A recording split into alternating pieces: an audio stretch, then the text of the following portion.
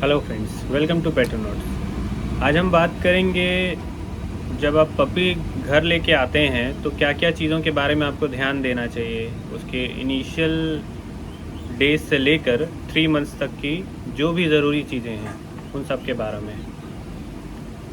मान लीजिए आप 35 या 40 डेज़ का पपी आप लेके आते हैं फर्स्ट टाइम, तो पहला सबसे मेजर जो कंसर्न है वो आपको उसके न्यूट्रिशन में ध्यान देना है। न्यूट्रिशन और उसकी फीडिंग शेड्यूल के बारे में। इसमें सबसे पहले आप ये कीजिए कि उसका एक शेड्यूल बनाइए कि 3 से 4 घंटे के बीच में 4 टाइम्स उसको खाना देना है। बहुत ज़्यादा होता है 5 आवर्स का गैप रखिए, बहुत ज़्यादा नहीं। दूसरा, उसे क्वालिटी फीड सप्लीमेंट दीजिए। किसी भी अच्छी कंपनी का स्टार्टर है, मार्केट में बहुत सारी कंपनीज़ हैं जिनका स्टार्टर हम दे सकते हैं, जिनके कंटेंट काफ़ी अच्छे हैं, इंग्रेडिएंट काफ़ी अच्छे हैं, तो उसमें जा सकते हैं। दूसरा पॉइंट है veterinary care.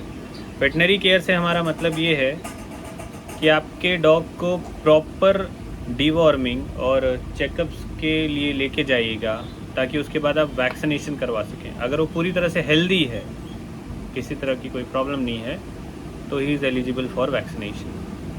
Third point, training, socialisation and basic commands. जब आपका पपी शुरुआत से आपके साथ रहता है, आप उसे फीड करते हैं, वो आपकी बात मानता है, सुनता है, आप उसे ट्रीट दीजिए।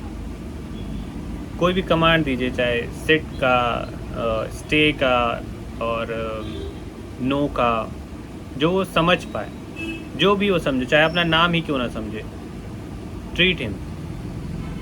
किसी भी कोई भी जो ट्रीट्स आते हैं उससे, या फिर कोई कैल्शियम मिल्क बिस्किट से या कैल्शियम बोन से, whatever treat you can give them anything, but जो उसके लिए ठीक हो, not like anything I mean to say which is fine for him. Okay.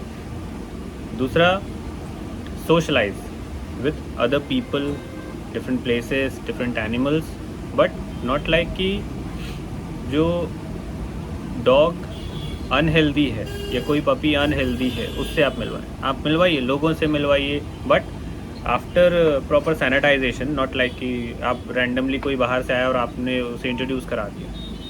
ये चीज़ का ध्यान रखिएगा क्योंकि इन्फेक्शन होने के चांसेस ऐसे में सबसे ज़्यादा होते हैं। ठीक है। Fourth point is safe environment और सुपरविज़न। सेफ़ एनवायरनमेंट से हमारा मतलब है आपके घर को पपी प्रूफ किया जाए। Puppy proof in the sense ये बोल सकते हैं आप, कोई भी ऐसी चीज़ जो उसके रीच में ना पहुंचे, जो उसके लिए हार्मफुल हो। अब फॉर एग्जांपल जैसे कुछ प्लांट्स होते हैं जो पपीज़ के लिए हार्मफुल होते हैं, गलती से अगर वो उसे खा लें तो वो इन्फेक्शन के अलावा पॉइजन का काम करते हैं। इसका proper keep an I on your puppy जब वो छोटा है, ताकि किसी भी तरह की कोई मिसहैपनिंग ना हो। Fifth, healthy environment, health monitoring and early intervention. Health monitoring से हमारा मतलब ये है कि जो उसके बिहेवियर हैं और उसकी हेल्थ है उसे प्रॉपर अटेंशन दीजिए, ताकि किसी भी तरह का चेंजेस अगर उसमें दिखे, मान लीजिए रेगुलर बेसिस पे वो प्रॉपर खा रहा है, मोशन भी नॉर्मल है, किसी तरह का कोई वॉमिटिंग एंड ऑल नहीं है, फिर सडन उसके बिहेवियर में चेंज आ जाए, इसको आप मॉनिटर कीजिए ताकि कोई भी प्रॉब्लम हो तो वो इनिशियल स्टेज में पता चल जाए, उसका क्योर हो सके। ठीक।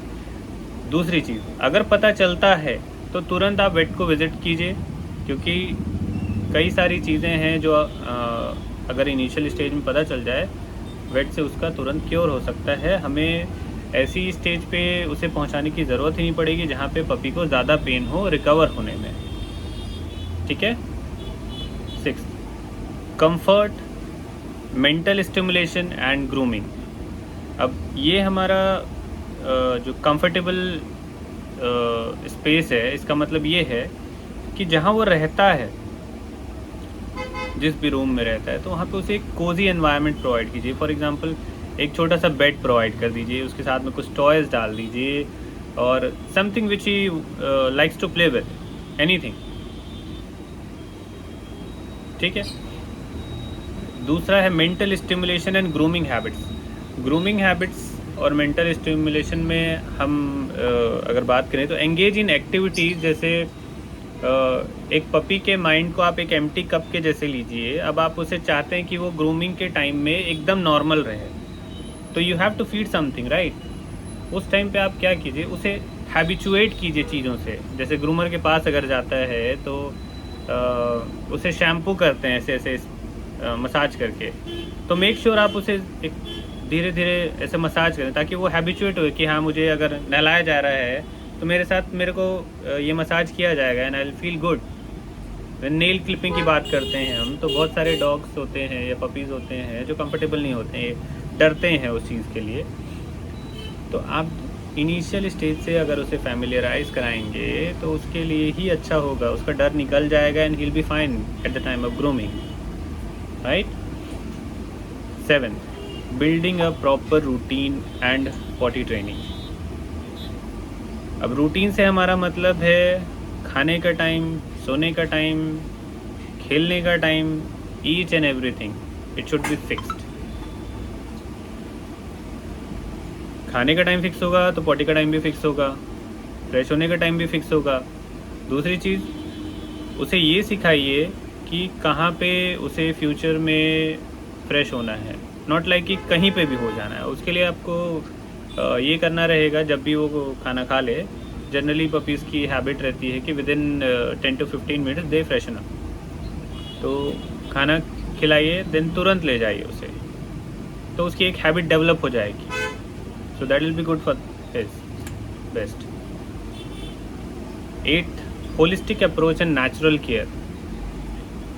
अब होलिस्टिक अप्रोच से हमारा मतलब ये है कि पपी की ओवरऑल वेलबींग का ध्यान रखना है। ओवरऑल वेलबींग का मतलब है इमोशनली, फिजिकली, मेंटली, सारे तरीक़ों से।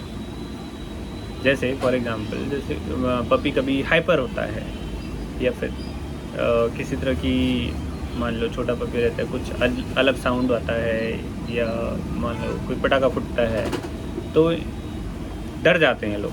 तो उस टाइम कोशिश ये किए कि उसे काम डाउन किए। काम डाउन करने के अलग अलग टेक्निक्स होते हैं जेंटली, जैसे belly rubbing is also exercise जो आप उसमें ला सकते हैं। There are different types of exercise for that, ठीक है। इसी में सेकंड पार्ट है हमारा बैलेंस्ड लाइफस्टाइल। बैलेंस्ड लाइफस्टाइल से हमारा मतलब ये है कि good nutrition, mental stimulation and regular exercise.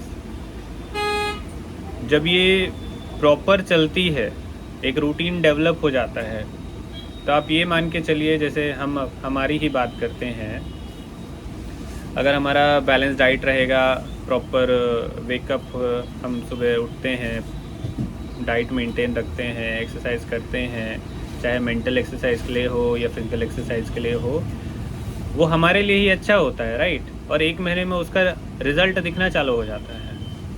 यही सेम रूटीन इनके साथ भी करनी है कि गुड न्यूट्रिशन हो, रेगुलर एक्सरसाइज हो, मेंटल स्टिमुलेशन के लिए वही जो भी Kameng process and all that जो हमने बात की, वो अगर हम उसकी हैबिट में डाल देंगे तो उसके लिए बहुत अच्छा होगा।